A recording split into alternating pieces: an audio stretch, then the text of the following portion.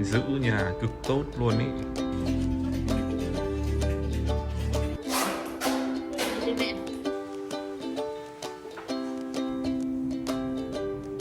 Đây là một bức tranh mà em Cam vẽ để treo cho dịp Tết năm nay. Kiểu cuối năm ấy ai cũng gấp gáp vội vàng. Vuông. Vuông đẹp.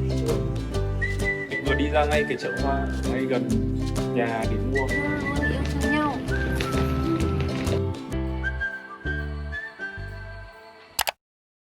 Hello, xin chào cả mọi người. Chào mừng mọi người đã quay trở lại với cái channel Gia đình Cam. Lâu lắm rồi mình mới bắt đầu một vlog bằng cái câu nói quen thuộc này đúng không? Hôm nay đang là 15 tháng 12 năm Rắn, năm Ất Tỵ. Bây giờ thì hai vợ chồng mình đang trên đường đi mua một cái món đồ này rất là đặc biệt. Năm nay bọn mình quyết định chơi lớn mọi người ạ. Cho nên là mình sẽ dẫn mọi người theo. Rồi cứ đoán dần dần dưới lúc đấy thì chắc có mấy giây thôi. Có mấy Nghe cái cảm giác nó to tát quá nhưng mà nó to thật mọi người ạ. nó to đúng nghĩa đen luôn đấy mọi người.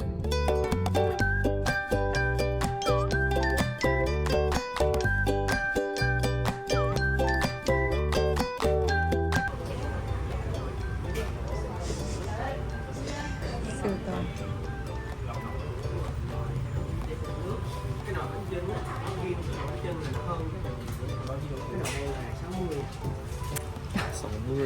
Siêu to.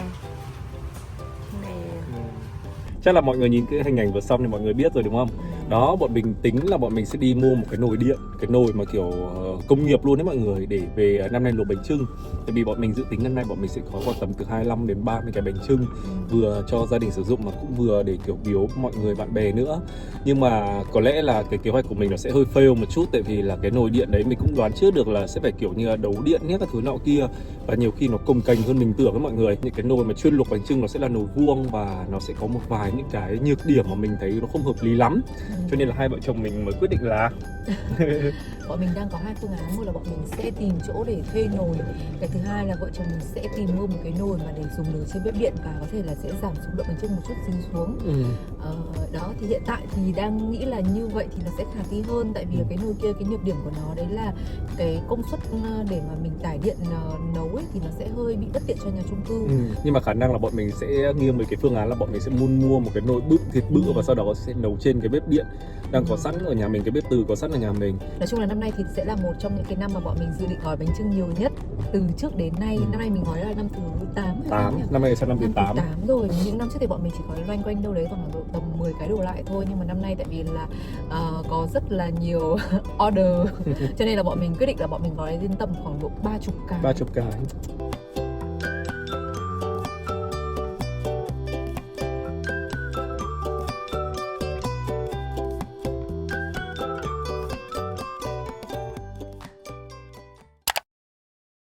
Sáng ngày hôm nay là mùng 7 tháng 2. Thì đây là những cái đồ mà bọn mình soạn ra để mà bọn mình sẽ mang đi garage sale. Đó, trong này có rất là nhiều quần áo này, xong rồi cốc ly. Tết năm nay tính ra cũng phải khoảng gần 2 năm rồi thì bọn mình mới lại làm một gần garage sale nữa. Mẹ Heo đang cứ lo lắng là không biết là có bán được hết đồ không. Các lần trước bọn mình cũng như thế, lúc mà soạn đồ ra thì bọn mình rất là lo luôn ý, là không biết như thế nào. Nhưng mà hai lần trước thì đều trộm vía rất là đông luôn, siêu đông luôn đấy mọi người, và hy vọng rằng là lần này cũng trộm vía như vậy. Tại vì là lần này mình đang làm sát quá, mình cũng trước đấy mình cũng bận. Tại vì thật ra là trước cái ngày mà bọn mình định làm với mọi người là bọn mình vẫn chưa quyết định là bọn mình có chắc chắn là sẽ làm hay không. Mặc dù là mặc dù bọn mình đã bị delay một lần rồi, lẽ ra bọn mình làm cách đây 1 tuần cơ, nhưng mà sau đấy thì bọn mình quá bận không sắp xếp được thời gian mà bọn mình phải lùi lại. Bọn mình đã lên hợp đồng rồi, đặt cọc chỗ các thứ xong xuôi hết rồi, cho đến ngày hôm qua bọn mình, trước khi bọn mình up cái thông báo lên ý, thì bọn mình còn đang lăn tăn là không biết là có nên làm hay không hay là lùi ra sau Tết, nhưng tại vì bận quá và kiểu cũng cần thời gian để mà kiểu làm nhiều việc khác. Nhưng mà bọn mình quyết định là thôi, bọn mình cứ cố trong nốt 2 ngày hôm nay. Bọn mình đã set up gần như là xong rồi. Đây là khu vực giày này. Đó, các giá quần áo của Cam, rất là nhiều đồ. Mình nghĩ là sẽ ít đồ ấy, nhưng mà cuối cùng này nhiều đấy chứ. Nhờ đâu có ít đâu. Nhiều đấy chứ, quên mất lúc setup mình không quay lại một tí để làm kỷ niệm. Vì kiểu quá tập trung để làm.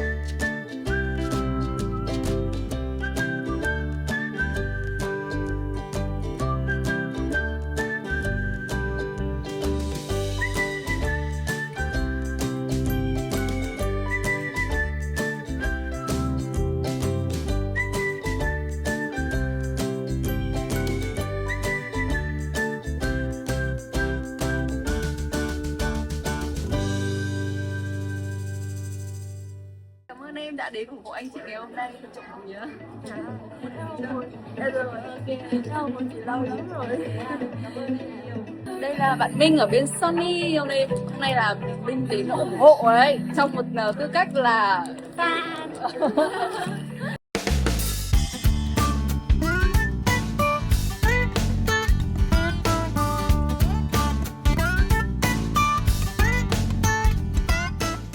Bọn mình đã xong. Rất nhanh chóng. Bây giờ mới có khoảng hơn 1 giờ. Vui không? Ôi dồi ôi, rung. Bây giờ thì đang là 1:30 chiều rồi. Bây giờ bọn mình vừa mới dọn dẹp xong xuôi. Thì xong rồi bây giờ cả team sẽ đi ăn. Nói chung là sáng ngày hôm nay khi mà mở cửa lúc 10:30 thì bọn mình cũng rất là bất ngờ. Tại vì là kiểu các bạn đã đến xếp hàng từ lúc 9:30 rất là dài. Và kiểu bọn mình cũng hơi bị lo trước khi mà buổi ngày hôm nay diễn ra. Tại vì là bọn mình cũng sợ là sát Tết quá. Mà cuối năm thì mọi người làm gara sale cũng rất là nhiều. Sợ là các bạn đã đi gara sale trước đấy sơ khớ ở đây thì cũng sợ là mọi người sẽ không có qua đây ủng hộ nhiều như mọi năm nữa. Mà với đống đồ này mà tụi mình mang về nhà thì bọn mình cũng không biết xử lý ra sao. Nhưng mà rất là trộm vía đấy là mọi người đã qua ủng hộ bọn mình. Thì bọn mình cũng chỉ muốn là nói lời cảm ơn đến mọi người rất là nhiều. Vì dù đã là năm thứ 3 thì nhưng mà bọn mình vẫn nhận được sự ủng hộ của mọi người. Hôm nay thì đang là 20 âm lịch rồi. Và bọn mình kiểu vẫn còn một vài những cái công việc nữa cần phải giải quyết, chắc phải mất khoảng 2-3 ngày nữa. Sau cơm táo thì mới dứt điểm được hoàn toàn cái công việc, và sau đấy thì mới nghỉ ngơi rồi vào bánh chưng nó như các thứ. Nói chung là tính chất năm nay thì cũng khác với cả năm ngoái. Đó là năm ngoái thì bọn mình còn kiểu làm meet and greet để giao lưu với mọi người. Nhưng mà năm nay thì bọn mình chỉ tập trung làm gara sale thôi. Cho nên là cũng không có kiểu giao lưu được với mọi người nhiều lắm. Cho nên là nếu như mà bạn nào đến từ xa mà mọi người chưa mua được đồ này, hoặc là bọn mình chưa có giao lưu được với nhau, thì chắc là hẹn mọi người một cái dịp khác.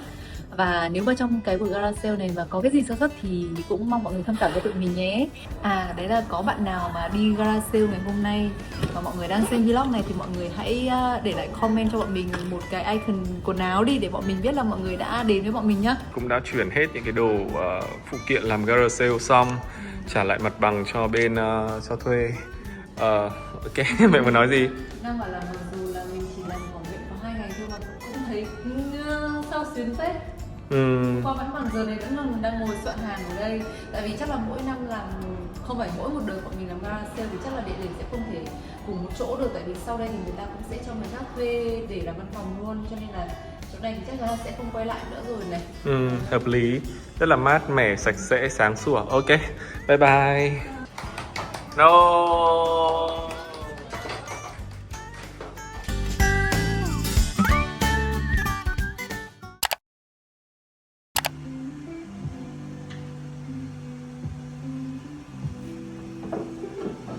Là 22 âm lịch. Mình vừa mới nấu sơ trước nồi canh măng. Ngày mai thì chỉ cần đun lại nhanh thôi thì nồi canh măng này sẽ xong xuôi. Canh đào này thì bọn mình cũng đã mua được chục ngày rồi ấy mọi người. Và gần như là các nụ nó cũng đã nở hết rồi. Các cánh hoa nó bắt đầu tàn rồi. Nhưng mà nó vì còn rất là đẹp cho nên là bọn mình cứ trưng ở đây. Mấy ngày nữa thì bọn mình sẽ mua một cái cành lớn hơn và bọn mình cũng sẽ để ở đây để trưng Tết. Chun Tết năm nay không giảm được cân nào mọi người ạ.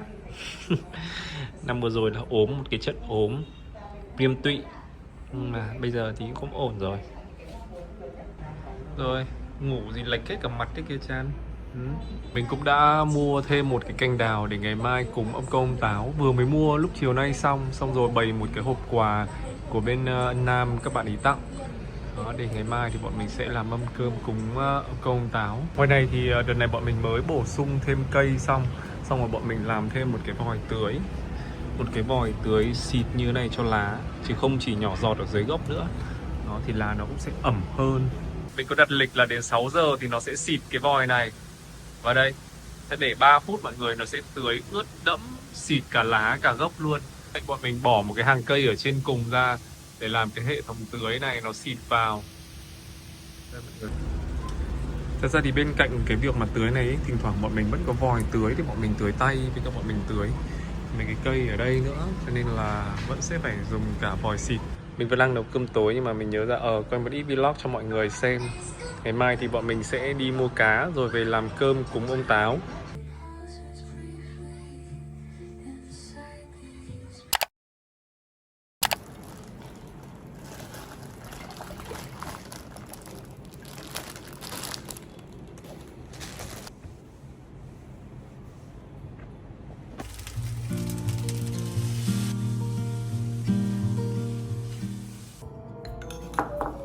tổng vệ sinh đồ ăn những ngày trước Tết.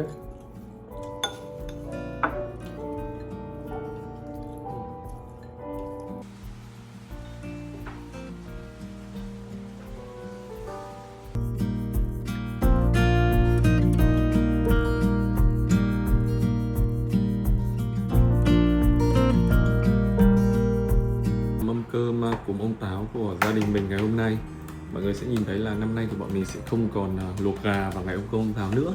Tại vì hôm nay thì rơi vào ngày thường ấy, và em Cam thì cũng đã đi học, cho nên nhà thì có hai vợ chồng mình thôi. Năm nay thì ở trên ông bà thì cũng có làm cơm ông Táo nữa, cho nên là một chút nữa thì người lớn sẽ gộp và món vào để ăn chung. Cho nên là bọn mình chỉ có làm những cái món như thế này mà không có luộc gà. Gà thì bọn mình sẽ luộc vào mâm cơm tất niên. Đây là có canh măng này, chắc chắn sẽ không thể thiếu được. Đây là một đĩa mực chiên, một đĩa đỗ xào, đó, một đĩa thịt chân giò hun khói. Đây là một đĩa xôi gấc mà buổi sáng bác Hạnh là chị gái của mẹ Loan đi mua cho vợ chồng mình. Đây, và chắc chắn là không thể nào thiếu được 3 ông cá, để một chút nữa chúng ta sẽ mang đi thả sau khi mà thắp hương xong.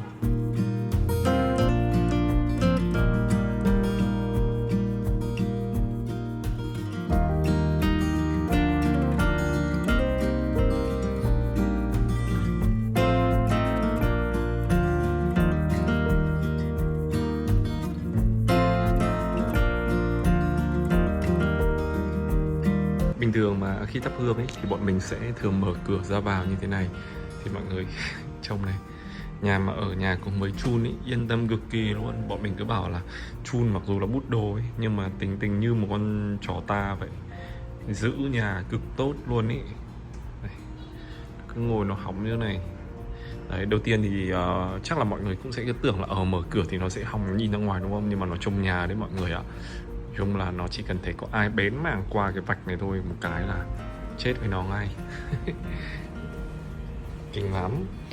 Anh cảnh sát, bọn mình hay gọi chun là anh cảnh sát. Yêu lắm. Gì ấy chú? Dáng kiểu gì ấy? Đây là một bức tranh mà em Cam vẽ để treo cho dịp Tết năm nay. Đó, Cam đã mất khoảng tầm 4 buổi để Cam vẽ cái bức tranh này. Thật ra là hơi vội một chút, tại vì là bị vướng cái thời gian đi Hồng Kông ra đi Pháp ấy. Đèn lồng này cũng rất là đẹp, rồi những cái đi màu của hoa, những thứ này cũng rất là xinh.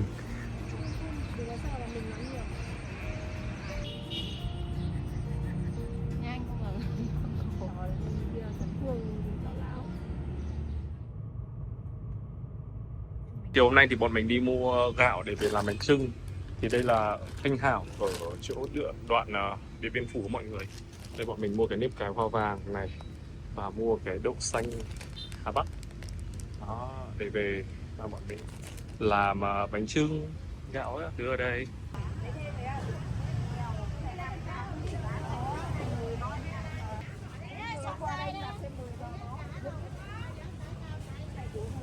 Nhà mình thì năm nào cũng có chợ hoa. Cúc thì bọn mình đã mua ở dưới nhà bọn mình rồi. Bây giờ đang đi xem cho ông bà, trên nhà ông bà 2 cái chậu cúc. Thì ở đây nó có rất là nhiều những cái loại hoa á mọi người.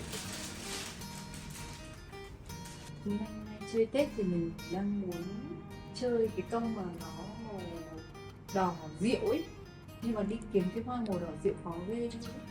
Cái bông này cũng rất là đẹp, nhưng mà tại vì cái bông này đợi cận Tết thì nó sẽ khó kiếm hơn, vì bên nó là hoa cưới ấy chồng. Người ta hay dùng một trong đám cưới hơn. Cho nên là đi cả chợ có mỗi 2 nhà bán.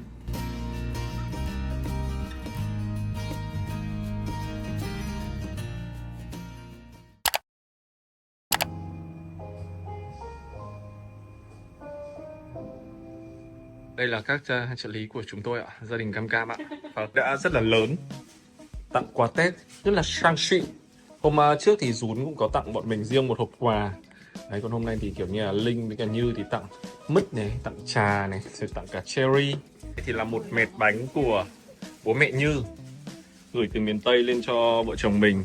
Thì sẽ có bánh khoan, từ mình đang không nhớ là tên của những loại bánh này lắm, nhưng mà có bánh da lợn. Cái này mình biết này, bánh da lợn, bánh chuối hấp. Cái bánh này hình như là bánh khoai mì. Cái này thì là bánh ít, nhưng mà không phải làm từ bột nếp mà là làm từ vỏ bột sắn. Có dừa này, có bánh tét, Mặn, đây là bánh tết chuối. Còn cái bánh này là bánh gì ta? Đây bánh ít, cái vỏ này mọi người là làm từ bột sắn. Đây, ở bên trong nó sẽ là có nhân dừa, sợi xào như thế này. Rất là ngon ngọt. Thơm mùi nước cốt dừa, mẹ ăn không mẹ? Thế đấy mình ăn 3-4 cái à? Ngon rồi, ngon quá. Chắc là khả năng là năm nay thì mấy anh em sẽ làm một chuyến đi miền Tây. Đây mọi người, bánh chuối hấp rất ngon luôn ấy, thơm nước cốt dừa với cả chuối thơm. Bánh da lợn này thì có lẽ là sẽ quen thuộc với mọi người hơn. Đấy, nó sẽ phân tầng như thế này này. Còn đây là bánh khoai mì. Hôm nay là 25 tháng Chạp, bây giờ thì hai vợ chồng mình sẽ đi mua một ít đồ. Cái hôm thì bọn mình đi mua hoa Tết nhé, các thứ cũng tương đối là đầy đủ với mọi người. Hôm nay thì bọn mình đi mua một vài những cái đồ ăn để trong tủ lạnh những ngày Tết thôi. Đồ ăn Tết thì cũng tương đối là ổn rồi, tại vì là nhà không ít người ấy, với cả kiểu cũng không làm cơm quá là cầu kỳ. Chủ yếu là bọn mình thấy bọn mình mua mấy cái mì miến đóng gói này này. Tại vì là Tết kiểu gì thì cũng sẽ dư kiểu canh măng hay là bò sốt vang ấy. Thì nhiều hôm, những hôm nào tiện thì thả một cái gói phở hoặc là một gói miến ăn liền hoặc có mì ăn liền để vào thôi, là rất là ngon.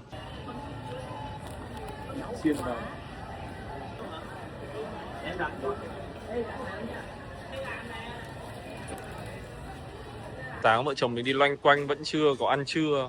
Thì ở trong siêu thị sẽ có những cái quầy bán đồ ăn sẵn như này này, mọi người có thể ăn cơm hoặc là thì ăn sushi, các món ăn các thứ. Thì bây giờ bọn mình sẽ mua một cái gì đấy và ngồi ngay bàn ở trong siêu thị để ăn luôn thôi, đói quá. Mình quyết định là sẽ ăn gỏi cuốn này, sushi nhỏ nhỏ với cả sashimi cá hồi ở đây.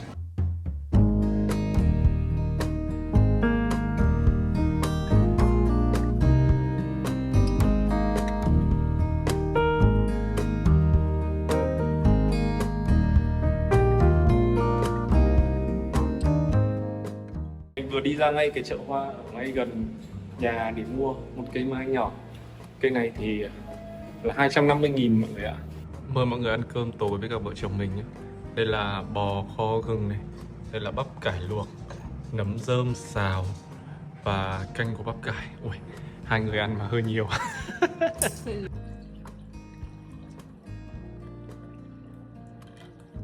Mai thì cả nhà sẽ bắt đầu vào bánh chưng. Cái vlog này bắt đầu từ việc cái nồi và sau đấy thì cái nồi như thế nào mình vẫn chưa cập nhật cho mọi người cái nồi luôn. Nhưng mình cập nhật rồi chứ. Chưa. Cho nên xem cái đoạn này thì thôi mọi người chờ đến một chút nữa, đến cái đoạn sau, đến ngày mai ấy, thì bọn mình sẽ cập nhật cho mọi người cái nồi ha.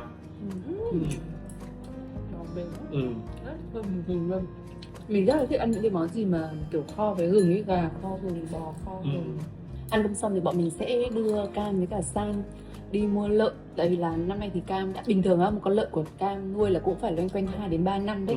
Nhưng mà năm nay thì con lợn đấy đã xuất chuồng sớm hơn dự định để Cam đập đi phát, cho nên là năm nay thì Cam muốn là sẽ mua một con lợn trước Tết để tiết kiệm lại từ đầu. Đó, cho nên là hôm nay thì bọn mình sẽ đi mua nốt lợn cho Cam, ngày mai vào bánh chưng và loanh quanh mấy ngày kia thì bọn mình sẽ ở nhà thôi, không có đi đâu nữa. Nói chung là bọn mình đang rất hồi hộp đến ngày mai mọi người ạ. Tại vì năm nay kiểu như là bọn mình vào bánh chưng vừa với số lượng lớn hơn này, gói với đông người hơn, tại vì có nhà chị gái mình vào, có 2 cháu mình vào nữa, cho nên là sẽ đông vui hơn. Gói trên ông bà nữa. Đó, xong đấy rồi gói nhiều hơn, gần như là kiểu phải gấp đôi, gấp 3 so với cả trước.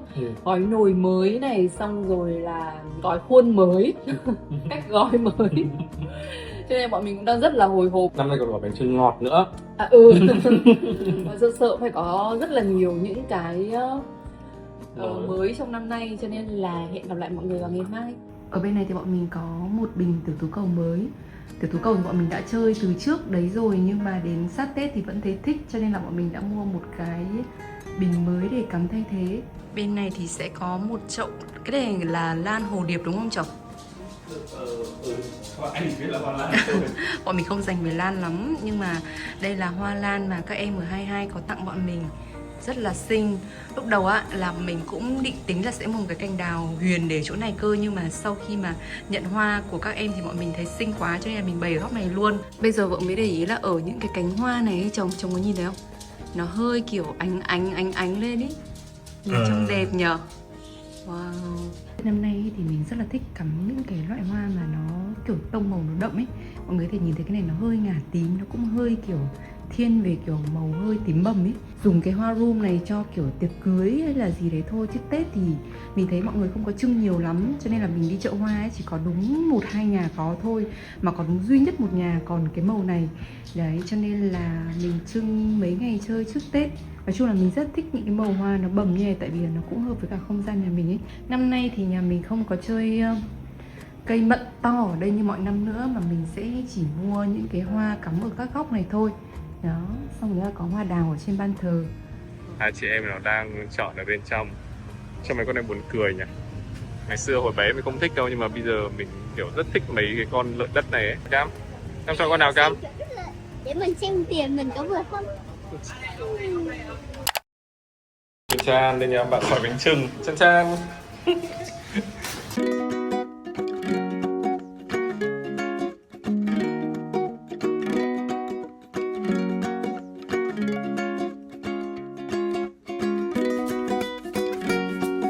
Năm nay là xác định là gói hơn 20 cái này. Có bác Hạnh hỗ trợ. Hôm nay gói các kiểu luôn, là trong lá ngoài, gói vo, gói steak, các kiểu, nhưng mà sau một cuối cùng bọn mình vẫn quyết định là đi đến việc là gói set như mọi năm vẫn hay là vuông Vuông đẹp. vuông.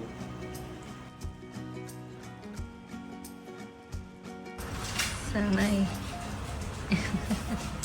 sáng nay rửa bánh với cả lau lá này.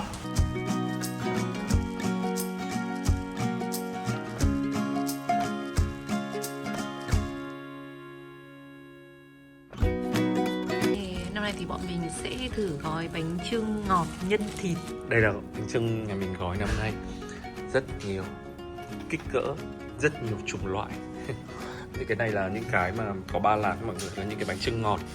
Đó, đây là những cái bánh chưng thường thì vừa dùng để cho nhà ăn mà cũng tặng một vài người.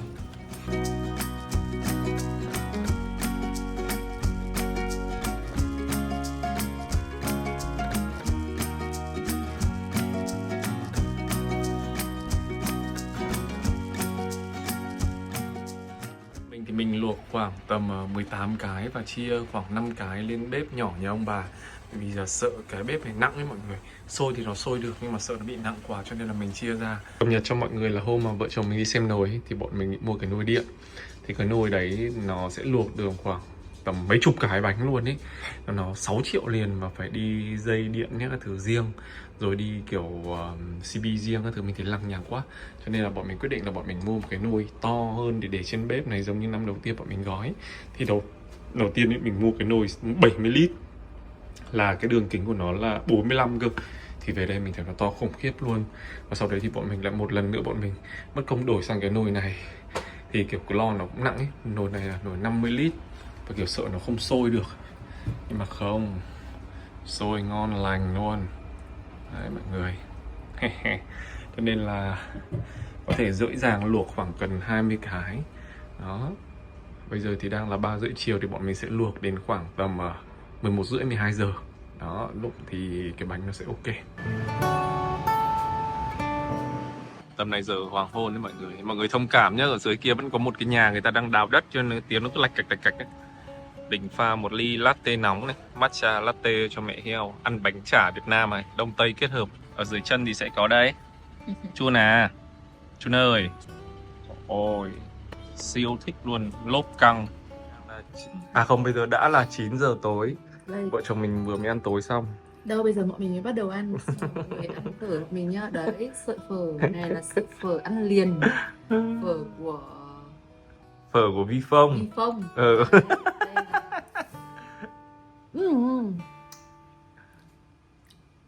Thịt bò từ hôm qua còn thừa. Được chứ, thịt bò kho hôm qua còn thừa ấy. Bọn mình thả gói phở ăn liền vào. Ăn xong rồi mình nhớ ra là chưa quay vlog. Để cho mọi người dễ dàng so sánh thì đây là cái nồi cơm của nhà mình. Còn đây là cái nồi canh gần như là cỡ bự nhất và mình rất ít khi dùng để nấu ăn hàng ngày. Đó, đây cái nồi này. Còn kia là cái nồi bánh chưng. Nó siêu to luôn đấy mọi người. Nồi bánh chưng ấy thì bọn mình đã luộc được 7 tiếng rưỡi rồi mọi người ạ. Đã luộc được 7 tiếng rưỡi rồi. Và cái bếp nhà mình thì là đang để ở mức 5. Cho nên là 3 tiếng nữa thì bọn mình sẽ vớt ra.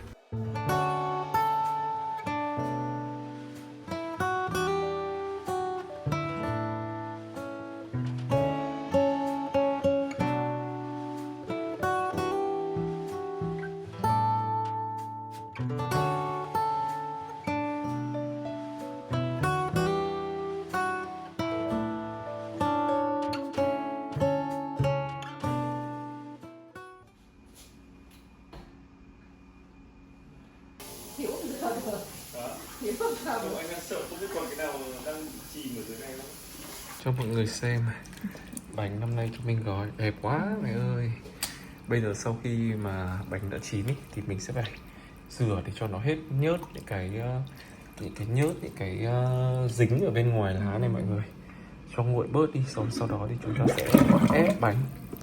Đây mọi người thấy này, sau khi mà luộc ấy, cái nếp nó nở ra, mọi thứ nó nở ra, cái bánh nó rất là dày. Đấy, mà trộm vía là không có cái nào bị phòi, bị bục cả. Cái này là mình gói bằng cái khuôn thông minh ấy, kiểu như gói vo ấy. Còn cái này là kiểu gói xếp lá thì nó sẽ đan chéo nhau như thế này.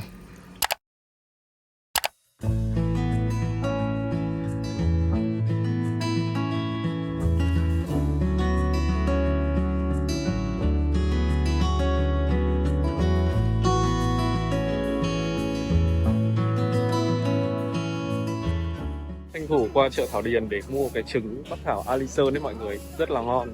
Cái trứng này nó hơi đắt một chút, là 160.000 cho 10 quả, khoảng 16.000 một quả. Nhưng mà ăn nó thơm ấy, nó không bị kiểu như cái mùi nồng của cái trứng Bắc Thảo.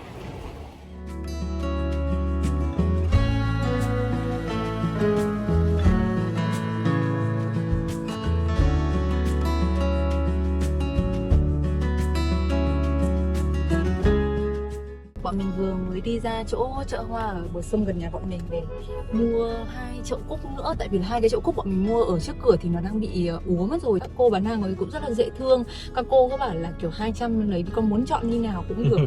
Với cả các cô cũng chia sẻ là năm nay kiểu hoa thì rất là đẹp, trộm vía hoa đẹp nhưng mà lại không có Nhu cầu mua nhiều. cho nên là mọi người cũng đang muốn giải tán bớt để trở về. Đấy, cho nên là, nhưng mà nói chuyện với cô nói chuyện rất hay nha. Cô bảo là dù là bán ế hay là năm bán được năm bán không, nhưng mà chắc chắn là lúc nào cô cũng sẽ cố gắng cô duy trì bán để phục vụ bà con chơi Tết. Chứ không lợi nhuận thì thôi, được năm này mất năm kia. Đó, nhưng mà luôn luôn cố gắng là theo để mà phục vụ bà con chơi Tết.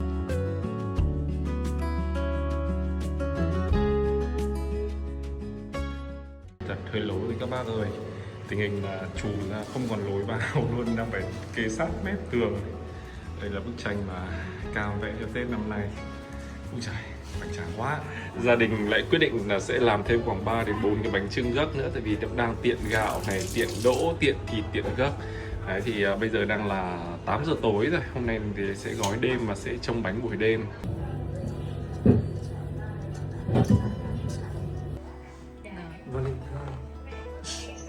Trái tim màu đỏ. Valentine là gói bánh chưng gấc luôn. Đâu có nghĩa là sáng nay gói vào cả nhà mình ăn thử, xong rồi thấy kiểu năm nay gói ngon quá trộm vía, cho nên là cả nhà mới trêu là hay là năm sau gói bánh chưng gấc. Thế là tiện thể nhà mình cũng đang có sẵn quả gấc, thế là cả nhà lại rủ nhau Quả thừa quả gấc này, thừa đỗ ngọt từ hôm qua, thừa thịt, thừa cả đỗ sống luôn. Xong mình bảo là thôi làm gì mà phải chờ đến năm sau, triển luôn đi. Gói 4-5 cái thì luộc nó cũng nhanh ấy mà. Thế là triển thôi. Và bây giờ đang là 8 giờ tối.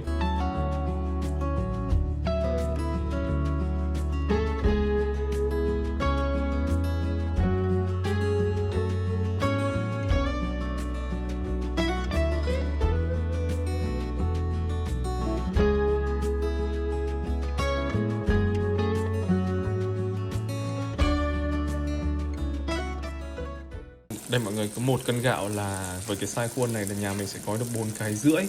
Cũng khá là hồi hộp cái bánh chưng gấc này, tại vì là bọn mình chưa bao giờ vào bánh chưng gấc, mà bọn mình cũng không biết là lúc mà ra ấy thì liệu nó có được cái màu đỏ đẹp như mà mình nghĩ không. Thật ra thì anh xem nhiều video của mọi người rồi thì nó sẽ kiểu thẫm chứ nó không tươi như là kiểu xôi gấc đâu. Nhưng mà thôi cũng hay, trải nghiệm đi, tại vì cái gấc thơm lắm mọi người. Cái quả gấc hôm trước mình đi mua ở chợ thơm cực kỳ luôn.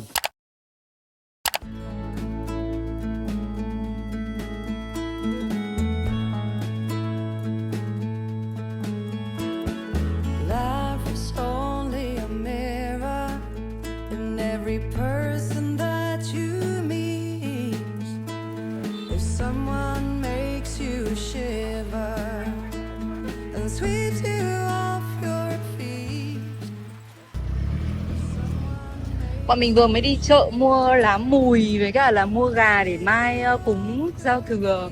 Đi chợ chiều 30. Định bảo là vào trong chợ quay nhưng mà trong chợ đông quá, thế là mải mua xong quên luôn.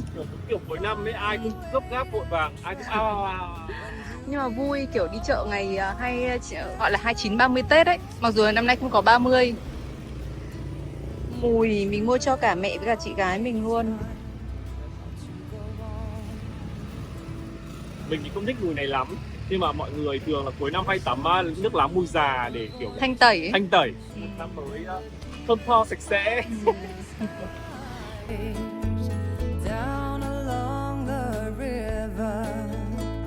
Tê-đê, cho mọi người xem bánh chưng nhà mình gói ngày hôm trước này mọi người. Mình gói với đỗ sống ấy, cho nên là sẽ có một vài những cái chỗ đỗ nó vẫn sẽ lẫn với gạo như thế này. Nhưng mà bánh rất là nhiều thịt, sẽ có cả nạc cả mỡ luôn nhé mọi người, cả ba chỉ cả nạc vai.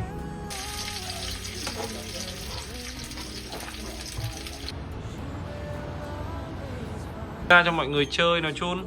Chun Chung đúng là cục gì ở đấy nhỉ? À Chun bị nốt đấy còn. Mình ở ăn mà mình hoàn thành nó là nhớ 3 lần 4 lần nghe thắng về chùa luôn ta. Ngoài bầu trời 29 Tết rất là trong xanh luôn, đẹp ghê. Nhìn từ view từ nhà bọn mình đây mọi người. Hôm nay bọn mình có đi mua thêm một cây mai nhỏ xíu vào buổi sáng nay mọi người ạ, để trên bàn nước. Đây là mâm cơm cúng tất niên của bọn mình đây mọi người. Đó thì sẽ có món canh măng, món bò sốt vang, tôm chiên, mực chiên, nêm rán, rau củ quả luộc với cả chả mỡ. Đây, bây giờ bọn mình có thể lên ban thờ và cúng mâm cơm tất niên được rồi.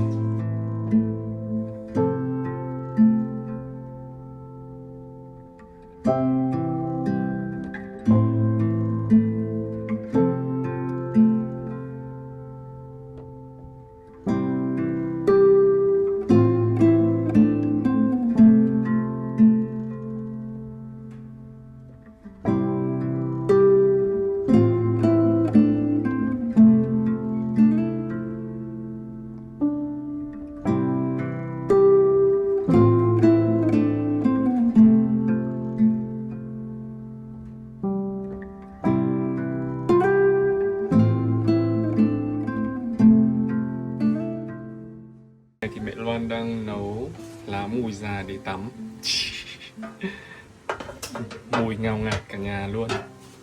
Đây, lá mùi già. Ngon hả? Nếu tính theo tuổi nữa, mời ca, mời phương cha.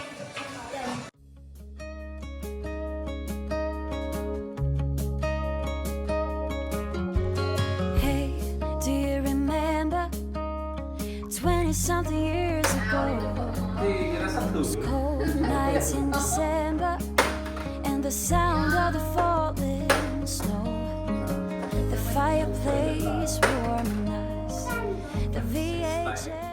Bọn mình đã luộc gà xong cho giao thừa. Với cả đây là cái chiếc bánh chưng gấc nhân mặn ấy, thì bọn mình sẽ bóc ra, thì tí nữa cúng giao thừa ngoài trời bọn mình sẽ có hai cái này.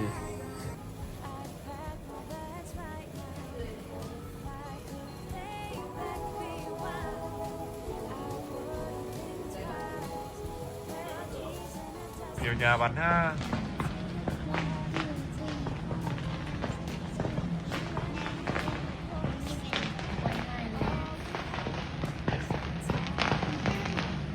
Em Chan làm gì thế này thế hả? Quần áo của em Chan đâu? Chúc cả nhà mình năm mới mạnh khỏe bình an, Cam học giỏi, Là nhiều sức khỏe, luôn luôn yêu thương nhau.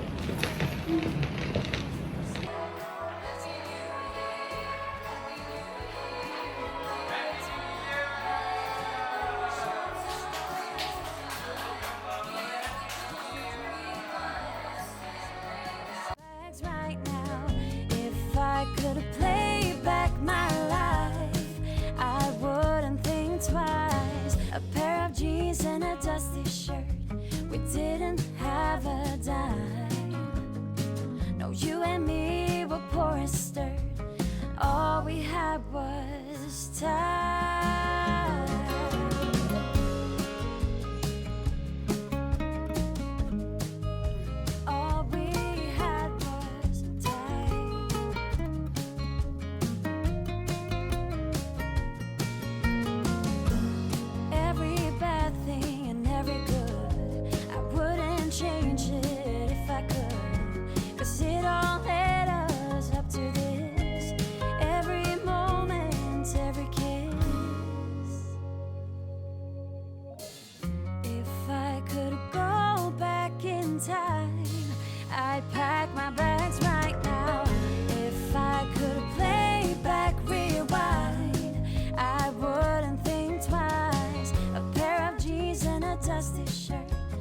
didn't have a dime. No, you and me were poor as dirt, and all we had was time. When you and me were poor as dirt, and all we had was time.